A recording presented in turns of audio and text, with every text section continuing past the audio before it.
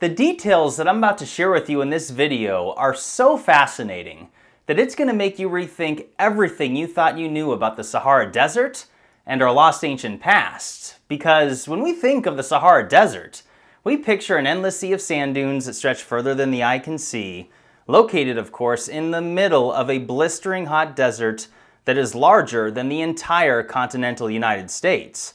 But what we're just now learning is that the world's largest non-polar desert is actually the widespread burial grounds of countless, mysteriously unknown, ancient ruins and civilizations that have long since been forgotten, having been consumed and hidden by the sands of time thousands of years ago.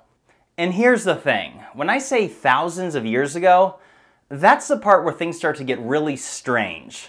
Because it turns out that the most recent scientific evidence shows that the Saharan Desert is far younger than we ever thought. In fact, what scientists assumed was millions of years old, we now know that as recently as just 5,000 years ago, the Sahara Desert was a lush green tropical paradise that spanned from Egypt to the Atlantic coast of the Western Sahara and contained the world's largest freshwater lakes ever known to have existed, and not only that, a massive network of rivers that made this entire region an oasis for ancient human civilizations.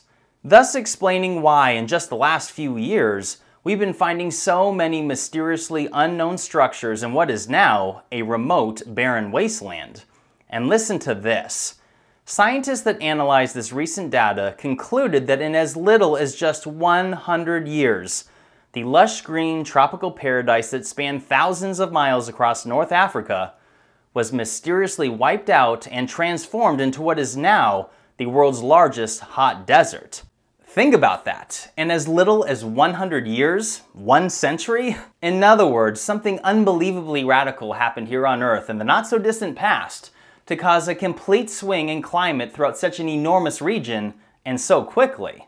Although I must say that estimates do vary, with some scientists saying that it was more likely to be over the course of 5 centuries rather than 1 century, but either way, we are talking about an unbelievably short period of time. So the big question becomes, why did this happen? Well, scientists from MIT believe that this shift in climate is related to a 20,000-year cycle and changes to the Earth's orbital tilt, thus causing most of the Sahara to go back and forth from a desert to a jungle over and over again, with the last shift occurring somewhere around 5,000 years ago. Now, keep in mind that estimates vary on this as well, with some specifically stating 5,000 years ago, others stating 6,000 years ago, and there's even more broad estimates stating between 4,500 and 8,000 years ago, with others even stating dates as far back as 10,000 and 11,000 years ago, which, to me, just goes to show how little we, including scientists, actually know. Much of what we have are guesses. But I do find the estimates of 11,000 years ago to be quite interesting, as it just so happens to be very close to the Younger Dryas climate catastrophe that was right in that time frame. I can't help but wonder if this is related in some way. And you know, that reminds me, does this give any credence to the declassified documents that I discussed in a recent video, where it was stated that the Earth's poles rapidly shift and are followed by an immediate reversal every 6,500 years? I mean, really, why on earth was the CIA discussing this book in a meeting, and why did they classify the notes from that meeting? Now, whether or not the information discussed in those documents is true, whatever it was that happened on Earth in that period of time to rapidly turn the Sahara into a massive desert from what was a lush tropical environment, well, there's no doubt that the abrupt changes would have meant disaster to wildlife, vegetation, and of course, the civilizations that occupied the Sahara at that time. And when we consider the Sahara Desert's geographical location to Egypt, or should I say, the fact that Egypt is within the Sahara Desert, and combining the fact that the land of ancient Egypt is, without a doubt, the largest concentration of ancient ruins and artifacts found anywhere on Earth, and that it just so happens to date back to the same period of time as when the Sahara was green. For example, it has long been said that Egypt's first dynasty dates back to just over 5,000 years ago, and the alleged first Egyptian pyramid is estimated to have been constructed around that time as well, or at least within the time frame of when the Sahara was said to be green. So hold that thought and consider the awkward fact that I've mentioned in numerous past videos, which is that the Great Sphinx of Giza has massive amounts of rainwater erosion within its enclosure. And I say awkward because the experts have always claimed that the Sphinx must be around 4,500 years old. Yet recent geological analysis implies that this cannot be the case, as the last time the Nile Delta region had significant rainfall was more than 7,000 years ago, right in the time frame of when the Sahara was green and had 10 times the rainfall that it does today. In other words, the scientific data overwhelmingly suggests that the Sphinx is at least double the age of what we were taught in school, which of course only further adds to the mystery of ancient Egypt itself. But think about what all of this means. The ancient ruins and relics that have been found from the Egyptians is concentrated largely around the Nile River. And this makes total sense, as civilizations exist where there's water. So combine that with the time frame estimates of when the Sahara went from a lush green tropical paradise to a massive barren desert several thousand years ago. Well, there's obviously a connection here. And going back to what I just pointed out regarding the ancient Egyptians developing their civilization along the Nile River, and while taking into account that the Sahara Desert was actually a hospitable environment made up of rivers and lakes at that same period of time, we should ask ourselves if the old legends stating that the Nile River once ran from west to east have merit. I mean, could this be true? Because let's not forget what Herodotus, the so-called father of history, had written and described in his literature at the time of 450 BC, which others later went on to create into a map after his death. And this map annotates what Herodotus described, that the Nile River went west to east right through the Sahara as it eventually curved north and went right up through the Nile Delta. Notice how it originates in the Western Sahara though, approximately in the land of what is now modern-day Mauritania, which just so happens to be the same geographical location of a massive network of ancient dried-up rivers that were discovered by scientists in 2015. And do you want to guess the time frame of when they believe these rivers last existed? 5,000 years ago. What a coincidence, as this finding was completely separate from the studies that declared that the Sahara Desert was green as recently as 5,000 years ago. Which, by the way, the newly discovered rivers were not exclusive to just Mauritania, as they have been found throughout the Sahara. In fact, at least 3 different networks of rivers have been identified so far, and they all happen to date back to approximately 5,000 years ago. It's pretty remarkable that separate teams of scientists and researchers working in different parts of the world found several different lines of evidence to come to these conclusions. Conclusions that just so happen to match each other so precisely. And the implications of this are enormous, because undoubtedly, ancient humans would have lived and migrated along these networks of rivers that enveloped much of the Sahara, just as ancient Egyptians did so along the Nile River. And look at what I found while researching this, a study that flat out corroborates how ancient rivers in the Sahara would have likely supported human migration routes. It seems to me that these areas around the rivers need to be excavated. Now, take a look at this illustration of the network of rivers identified so far, and notice how it compares to Herodotus' map, which shows the Nile going east-southeast before it abruptly curves to the north. I find the similarity very interesting. Leave a comment and share what your thoughts are on all of this and see if you see the comparison as well. But real quick, you'll likely remember me citing Herodotus' map last year in my 3rd video on Atlantis and the Rekot structure, as he had written and described the capital of Atlantis being located south of the Atlas Mountains in the Western Sahara. And later in this video, I'm going to share something very interesting with you that involves the Sahara Desert and the Rekot structure.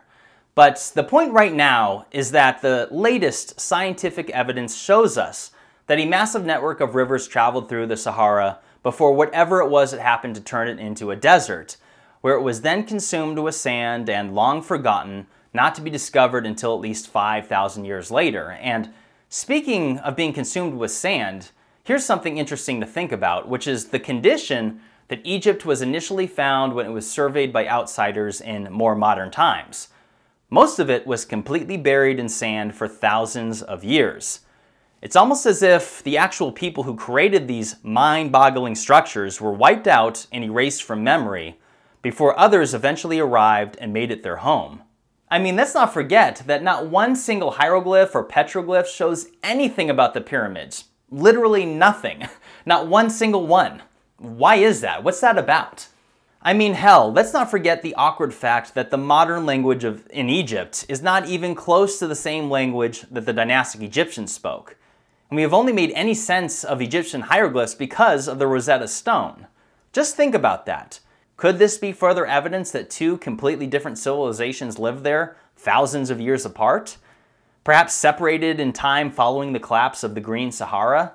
I mean, clearly something occurred in Egypt to erase so much and create the incredibly mysterious nature of this lost civilization that we debate so much about today. Much of which was somehow destroyed. Massive statues toppled over, and not only that, what on earth destroyed certain pyramids? There is more than one like this. An unexplained mystery that very few people are even aware of. And I say mystery because no, I do not believe that a bunch of angry people with copper sledgehammers did this, not for a second. However, that's a topic for another video that I'll certainly make, but getting back on the topic of the Green Sahara, it probably would have looked more like the Amazon than the desert that we see today. We really need to use our imaginations to wrap our heads around how different this area would have looked at that point in time, and what would that have meant for ancient human civilizations living there. And besides the vast network of rivers, I haven't even discussed the ancient dried up lakes that were in the Sahara at the same period of time as those rivers, one of which is said to have been the largest freshwater lake ever known to have existed. Ancient Lake Chad, which at one point covered nearly 140,000 square miles of surface coverage, or more than 360,000 square kilometers. To put that into perspective, all of the North American Great Lakes combined make up just over 94,000 square miles or 240,000 square kilometers. Simply mind-boggling. And there were other massive lakes there as well, one of which, when at its highest level, covered more than 42,000 square miles or more than 108,000 square kilometers. And it wasn't even discovered until later in 2010, but go figure, because look at what it looks like today. You would never know that anything was there at all. It's amazing how wind, sand, and heat has a way of erasing everything, even over just 5,000 years. Take a look at this illustration, which shows the known locations of Saharan lakes that existed between 9,000 years ago and present day. They were all over the Sahara. And guess what? These massive Saharan lakes are all said to have dried up approximately 5,000 years ago, the same estimated period of time as the network of rivers. And keep in mind that the discovery of these lakes were separate from the discovery of the rivers, identified years apart by totally different scientists and researchers. So in other words, the Sahara Desert was a freaking paradise just a few thousand years ago. And what makes it even more interesting is that we're just now starting to figure this out, which means that there are incredible discoveries waiting to be found throughout this massive region. This is just the beginning of what has the potential to be the greatest archaeological discoveries ever found. I mean, the Sahara may very well be the ancient jackpot, especially when you consider its proximity to ancient Egypt, because the discoveries are already happening. Despite the fact that most of the Sahara is one of the least studied archaeological places on Earth, the discoveries are now increasing in frequency, thanks of course to the modern technology being utilized on drones and satellites. They're even referring to it as archaeology from space. The high-altitude and spaceborne radar technology is allowing scientists to conduct ground-penetrating radar that penetrates up to a few meters deep, and actually, that was what they were capable of back in the mid-1990s, so I have a feeling that the technology has developed significantly since then. Think about that. But thanks to this technology, over just the past few years, discoveries have been found in countries ranging from Libya all the way over to the Western Sahara. And keep in mind that Libya neighbors Egypt directly to the west, literally sharing the same desert. And in the middle of the Libyan desert, they've discovered castle-like fortresses that shocked archaeologists, as of course nobody thought anyone had ever lived there, but what they found were walls 13 feet or 4 meters high, and even sophisticated irrigation systems. They're even starting to find mysterious ruins as far away as the Western Sahara. Although they may not look impressive, hundreds of the stone structures have been found so far, and what's interesting is the remote location of these findings and the fact that nobody knows who made them or when. and they're also at surface level. So the question becomes, what else could be buried and waiting to be unearthed in this area? And there are other ancient ruins scattered throughout the Sahara, from Algeria to Chad. Some of these ruins are of course credited to the Romans, which I do not disagree with. However, the question I have is, what are we not seeing that's buried beneath all this sand? And were these structures built on top of older ancient structures, which is something commonly seen throughout the world? But even if these structures were all at surface level, you may not even know about it anyway. I mean, most people have no idea that there are sophisticated ancient ruins in Sudan, including pyramids. And let's not forget that Sudan borders Egypt directly to the south. Is there a connection here? And you know, when you consider the incredible size of the Sahara, which spans 3.5 million square miles or 9 million square kilometers, and is more than 3,000 miles across from one coast to the other as it stretches from the Atlantic Ocean to the Red Sea. And although most of the desert is not actually covered in massive sand dunes, the parts there are as deep as 100 to 141 feet in depth. And make no mistake, some of the greatest discoveries from our ancient past may very well be waiting to be exhumed under dunes just like these. I mean, this area is so big that it literally affects weather systems around the world. For instance, winds from the Sahara created a heat wave in Britain just this summer. And not only that, the sands of the Sahara were carried all the way over to Houston, Texas, where it affected the color of the sky, making it yellow. And this storm did more than increase the temperatures in Britain and turn the sky yellow in Texas, because it even delayed the hurricane season in the Atlantic and Caribbean as well. I mean, come on, that is absolutely incredible. But there's more. The sands of the Sahara Desert even fertilize the Amazon rainforest. Every year, millions of tons of dust containing rich nutrients, including tens of thousands of tons of phosphorus, is carried across the Atlantic Ocean and end up fertilizing the soils of South America. I mean, wow, right?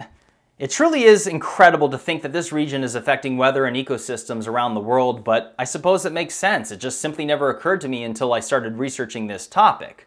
But here's something else that's really interesting to think about. So, humans are said to have originated in Africa, right? So, how do we know that there's not areas of Africa, aside from the Saharan Desert, that have ancient ruins waiting to be discovered? For example, in the Congo jungle and rainforest.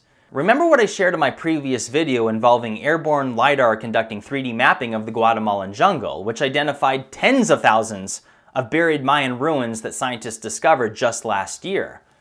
Areas of this dense jungle that had already been surveyed on foot were unable to see any of these remnants, as they had been consumed by the earth and jungle in less than 1,200 years, which is unbelievably quick.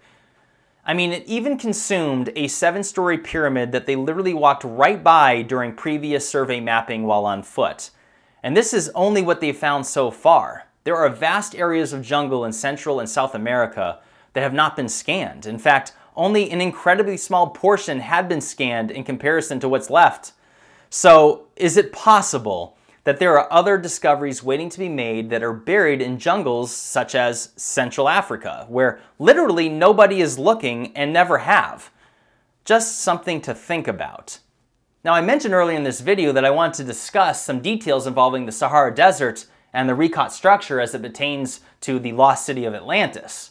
In my prior videos, I suggested that North Africa appears to have been obliterated with tidal forces that may have originated from the Mediterranean Sea and flowed through the Ricat structure in Mauritania, which could have been what caused Atlantis' destruction, and that's assuming that this was Atlantis, as the legend states that it was consumed and fell into the depths of the sea. And by simply looking at satellite imagery, it's not hard to see the evidence of vast water erosion. Well, listen to this. In just the past few weeks, a shocking discovery was made that was based on a 20-year study conducted by scientists and researchers that proved that the ocean literally ran right through the heart of North Africa at one point in the past, allegedly tens of millions of years ago.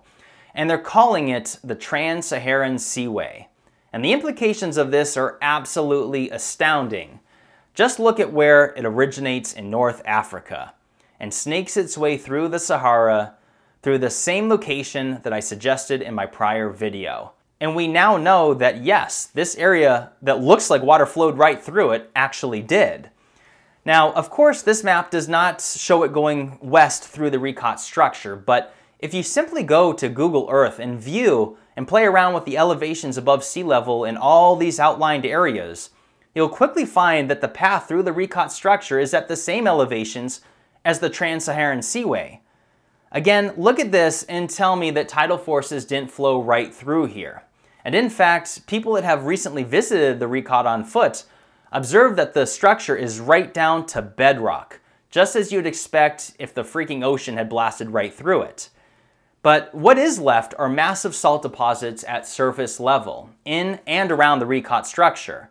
I did not include this significant detail in my prior videos because I wasn't positive on it at the time, but yes, it has since been confirmed. Without a doubt, the ocean was once here, so the question becomes when. And although there is of course doubt as to whether the recaught structure could be the location of the lost city of Atlantis, but I've since dug deeper and I've come across new information, much of which is unbelievably fascinating, and a few details that virtually nobody knows about. Information that will make even the skeptics of this location second guess and question what might be possible. But I'll stop myself there because there is a lot more to share, a lot more, and it's certainly debatable. So I'll have to make another video on the topic of the recaught structure in Atlantis, so look forward to that soon. And I'll also be making another video on Atlantis involving other possible locations such as Santorini and the Azores Islands and other places, so look forward to that. But the topic of Atlantis aside, what on earth is waiting to be discovered underneath the sands of the Sahara?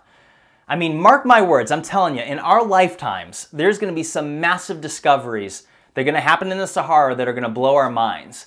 Because if all of the Sahara, thousands of miles across, was green, tropical, vegetated with rivers and lakes, and humans originate from Africa, you can bet that people were living there.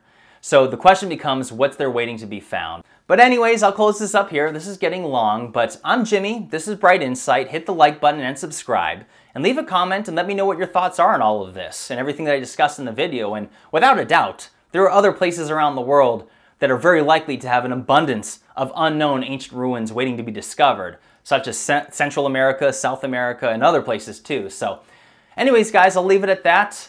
Take care and look forward to another video coming real soon. Bye, everybody.